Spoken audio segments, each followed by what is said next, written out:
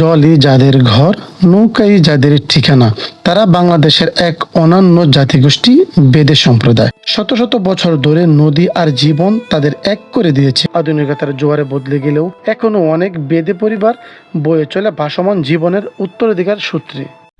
আসসালামু আলাইকুম, সবাইকে স্বাগতম আজকের ভিডিওতে। আজকে আমরা যাচ্ছি নৌকা ট্যুরে। তো নৌকা ট্যুরে যাওয়ার পথেই আমরা দেখতে পেলাম এখানে একটি বেদে পল্লী অস্থায়ীভাবে তাদের বসতি এখানে স্থাপন করেছে। আমার কাছে আসলে অনেক বেশি কৌতূহল ছিল যে আসলে বেদেরা ঈদের দিন কী করে, তারা কোন ধর্মাবলম্বী, পাশাপাশি তাদের আয় রোজগার ব্যাপারগুলো, সেই জিনিসগুলো আমরা তাদের মুখ থেকে জানার চেষ্টা করব।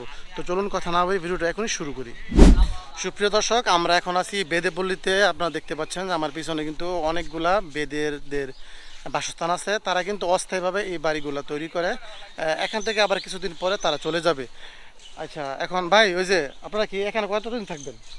এই জায়গায় কতদিন থাকবেন ঠিক নাই, মানে কোনো নির্দিষ্ট কোনো টাইম নেই, মানে মনে হলে আরেক জায়গায় চলে যাবেন, যদি আবহাওয়া খারাপ থাকে আরেক জায়গায় চলে যাবেন।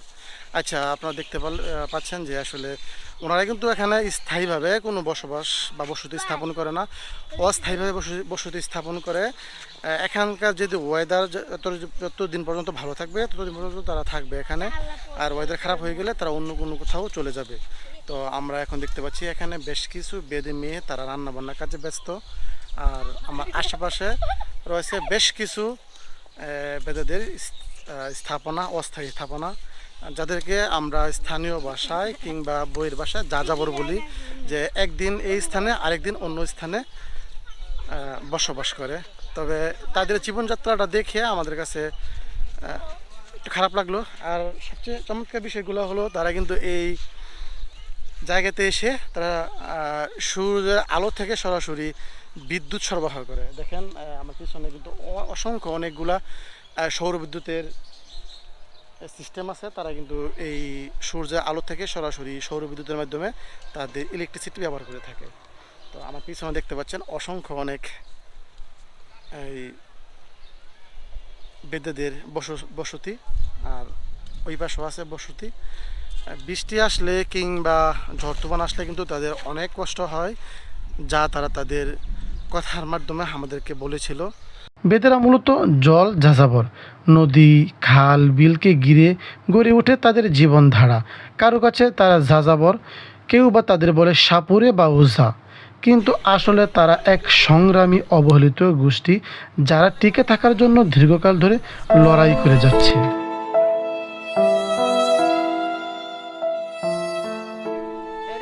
আপনি সব সারা বাংলায় ছেড়ে দেবেন। হ্যাঁ, মানুষ দেখবো, সমস্যা কি? না, এটা তো হবে না। আমার স্বামীর কাছে তো অনুমতি দেওয়া লাগবে। ওই যে আপনার স্বামী যারা আছে, না না, না না, আমার স্বামী মেন হলো স্বামী। স্বামীর কাছে অনুমতি দিয়ে করা লাগবে। আর স্বামীর কাছে অনুমতি না নিয়ে করলে আমার গুনার ভাগে কে নেবে? ও আচ্ছা, ঠিক আছে, ধন্যবাদ ধন্যবাদ। কথাটা জোস্ট কথা বলছেন আপনি। সম্মানিত দর্শক, আমরা একজন মহিলা বেদের সাক্ষাৎকার নিতে চাইছিলাম। উনি কিন্তু আমাদের কাছ থেকে কথা বলে নাই, ওনার স্বামীর অনুমতি নিয়ে উনি বলছে আমরা বিকালবেলা আসতে বলছে। আমরা যদি বিকালবেলা আসি উনি সাক্ষাৎকার দিবে। আসলে চমৎকার একটি দৃশ্য। আমাদের সমাজে কিন্তু এই জিনিসগুলো কিন্তু অনেকের কাছে মিসিং আছে। অনেকে আছে বাড়ি কর্তাকে মূল্যায়ন করে না, তাদের কাছ থেকে শিখার অনেক কিছু কিন্তু আমাদের রয়েছে। সুপ্রিয় দর্শক, আমার সামনে আছে একজন বেদে পুরুষ। আমরা তার সাথে জিজ্ঞেস করব যে আসলে তারা কোন ধর্মাবলম্বী এবং তাদের আয় রোজগারের যেই অংশটা তারা কোথা থেকে আয় করে, সেই জিনিসগুলো এখন তাদের কাছ থেকে জিজ্ঞেস করব। না না, সমস্যা নেই, বলেন আপনার কোন ধর্মাবলম্বী?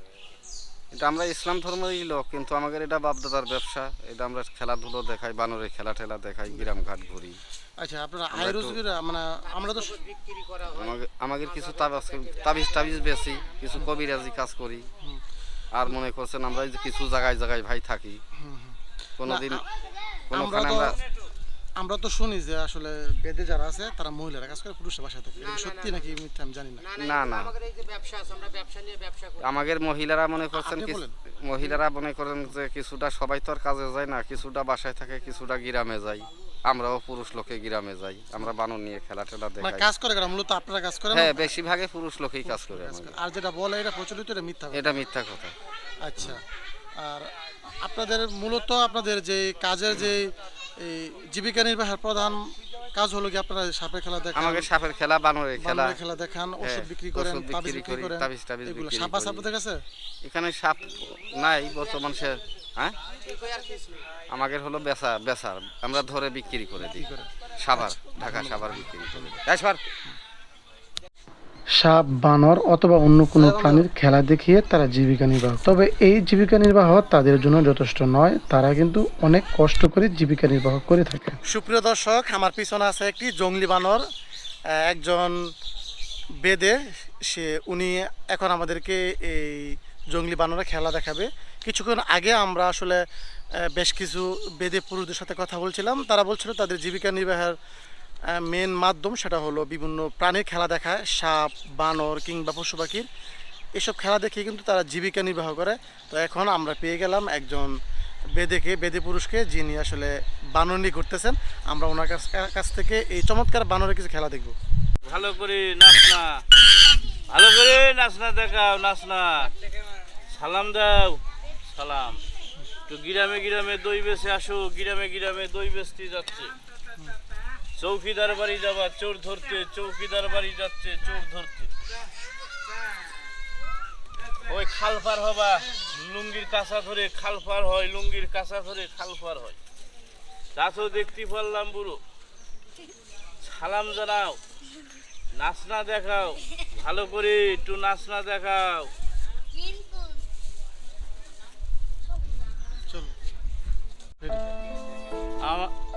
আমাদের খুব কষ্টের জীবন, আমার ঈদ গেল, আমাদের কেউ দেখে না, একটু যে সাহায্য করবে তাও দেয় না।